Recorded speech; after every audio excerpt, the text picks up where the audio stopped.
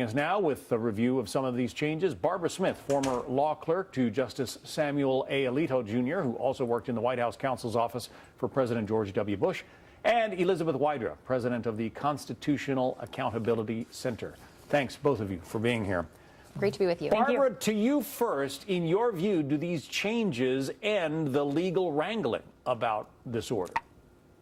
Absolutely. I think that there's a significant possibility that states that challenge the first order will try and challenge the second one, but I think they'll have a significant uphill legal battle for a number of reasons. First, I think the due process concerns raised in the first challenge are almost entirely eliminated in two ways. One, by excluding lawful permanent residents from the order, and two, by making clear that it doesn't go into effect until March 16th, which means everyone is on notice about what the order says and when it will, in fact, come into being, go into effect. As it pertains to the religious discrimination claims brought in the first challenge, I think those are also significantly alleviated by the fact that the administration has very carefully cataloged the national security-based rationale for its decision to single out the countries that it has. So in many ways, I think the order is a lot safer than it was from the first legal challenge. Elizabeth, do you agree?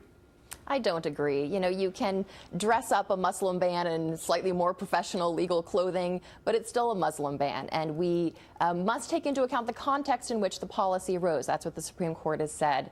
And over, Donald Trump and his surrogates had said that they wanted to prevent Muslim immigration. In fact, that's what Donald Trump's website still says to this day, his plan for preventing Muslim immigration.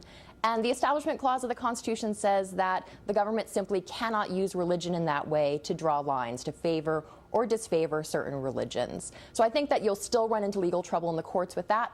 And when you couple that evidence of discriminatory religious intent with the shaky national security justification, I don't think it's very carefully detailed. In fact, a DHS report repudiates the administration's own proffered national security reasons, saying that nationality or citizenship of country is not a very good predictor for whether or not a person will engage in potential terrorism later.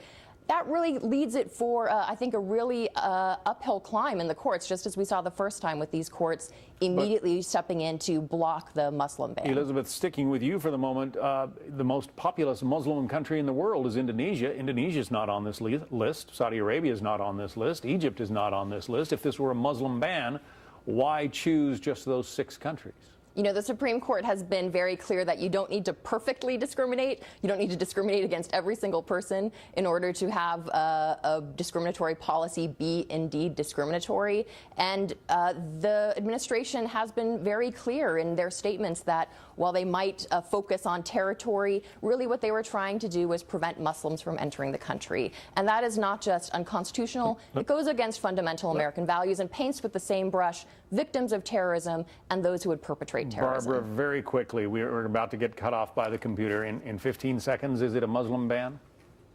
Absolutely not. And in fact, I think there was very thin legal rationale in the Ninth Circuit's opinion the first time around, so I think you'll be really hard-pressed to make a stronger case this time. We'll get you back another time to continue to argue this case. Barbara Smith. Thank you. Elizabeth Wydra, we appreciate it. Thanks. Many thanks. We'll be back in a moment.